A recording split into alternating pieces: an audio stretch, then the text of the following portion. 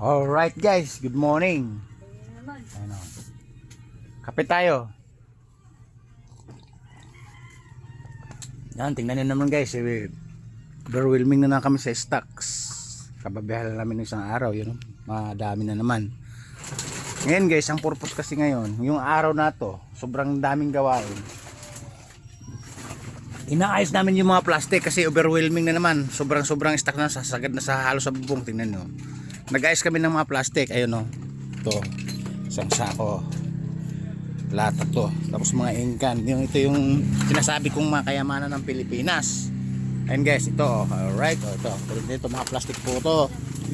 Inaayos na po namin kasi nga overwhelming sa stock. Wala na kaming madadaanan. Pag natambakan po kami, hirap na yung area namin. Alright. O yun o. Ang daming plastic na piliin. Dapat nga linggo-linggo pipiliin namin to. Minsan naabot ng 3 linggo, 2 linggo. Kaso nga lang, pag sobrang busy, hindi na maayos. Tapos sumasagad na dyan hanggang bubong. Ngayon, medyo ano kasi ngayon, yung araw namin ngayon, hindi alanganin. Kaya inaayos namin.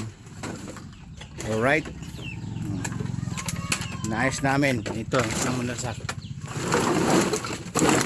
tapos yung mga plastic na yan, okay na yan, napili na, ilalagay na lang dyan.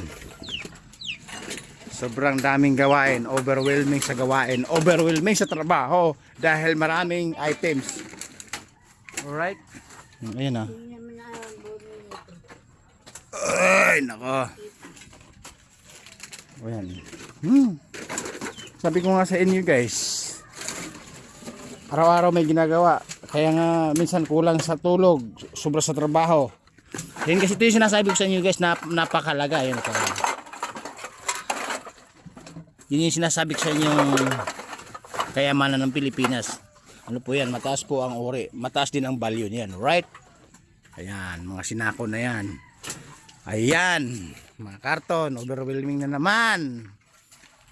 Habang kasi nagkakape guys, may ginagawa tayo. O, di ba? Hindi katulad ng iba dyan, habang nagkakape, nagmamarites. Kami pag nagkakape, may ginagawa. May value yung oras namin. O, di ba?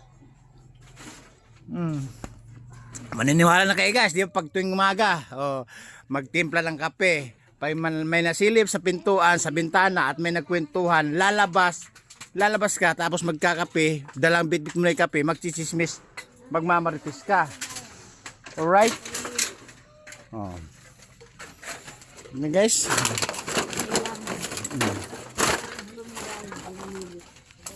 Ayan guys ha. Overwhelming kulang sa oras, overwhelming sa trabaho. Ganito kami araw-araw dito. Mamayang hapon na naman. Kukunin na naman namin yung libre di kalibre sa pwesto namin ng mga mula sa bodega, sa mga kartonan. O, di ba?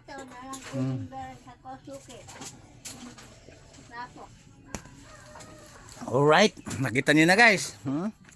Nagkakape, nagtatrabaho. Hindi yung nagkakape, nagmamarites. O, di ba?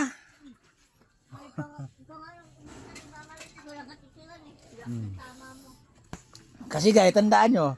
Kasi, pag nagmamarites ka habang nagkakape sa umaga, lalabas ka ng bako, lalabas ka ng kabahayan mo, bit-bit mo na yung kape mo, nagmamarites. Yun yung sobra sa chismoso. Iba naman tayo guys, iba yung ano ko, talented.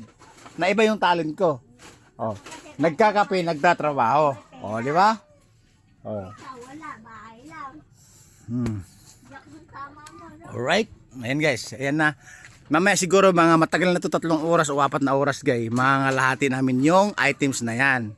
Para pagdating sa isang linggo, hindi na kami mag-overlook, over sa stocks, overwhelming sa stocks. Kasi pag napuno guys, wala kaming madadaanan, wala kaming mapagsuotan, wala kaming space. Alright? O, diba? Kape tayo habang nagbida-bida. Nakita nyo na guys, diba? Nakita nyo na. Yun yung sinasabi kong mahirap, pero nagsisipag, nagtsatsaga, makakain ka ng overwhelming sa sarap na pagkain. O, di ba? Nakita niyo naman yung moto ko, yung logo ko. Mahirap ka. Paulam lang mahirap. Pag nagsisipag, nagtsatsaga ka, makakain ka ng masarap. Alright? O, yun o. Alright guys. O. Again, kaya inayos namin yan kasi pag inabot ng isang linggo, wala kaming madadaanan. No space. No vacant space. Kaya obligado, dapat guys, again, linggo-linggo maayos yan. Kaya lang inabot na 3 linggo, 2 linggo bago maayos. Kaya pag inabot na isang buwan yan, nako, gabundok na yan. Alright? So guys, pinakita ko na yung routine, yung araw na ginagawa namin. Babu!